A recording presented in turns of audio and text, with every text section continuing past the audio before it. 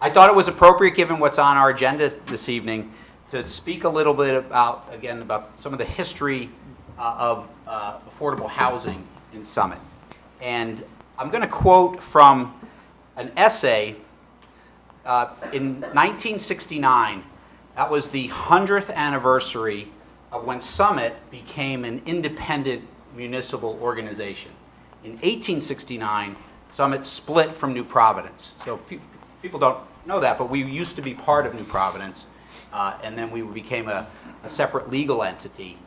Later in the century, we incorporated it as a city right at the turn of the century. So to mark the 100th anniversary of our independence, so to speak, as a standalone municipality, the Historical Society asked and got a series of essays written about Summit. So Louis Peritet wrote something, and I like to thumb through this because I'm kind of a history geek, and I find it fun. Other people find it weird. But I came across something that I thought was very interesting. Back in 1969, they were grappling with affordable housing issues then as well.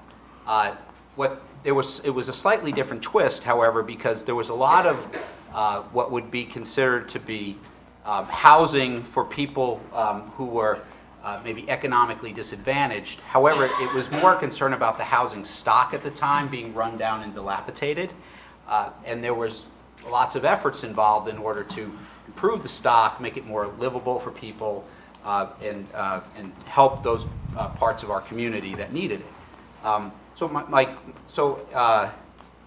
So the quote was, and I think this is interesting because, again, this shows that we've been doing this for a long time.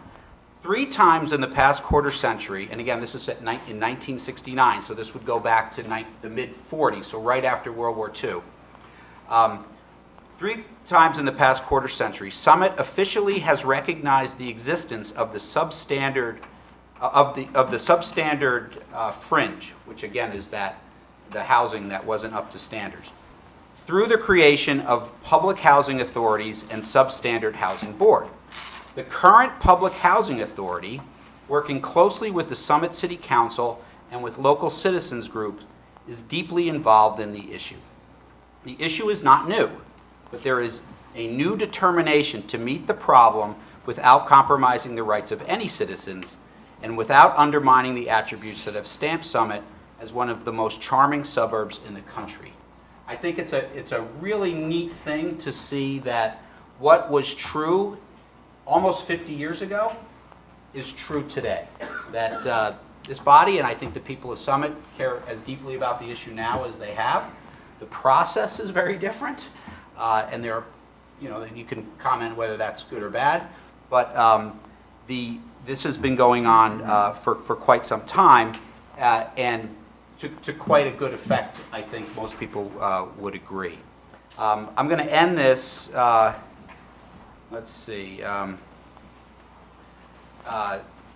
again, just to make people understand that, this is something that has happened for a while. And they say, while there are divergent views on the responsibility or the right to appropriate public funds for private housing, they say, it is doubtful, however, that any citizen truly wants to change the general characteristic of Summit from a city of private homes to a typical suburb of multi-unit structures.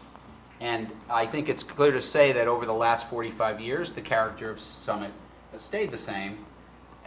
And again, I think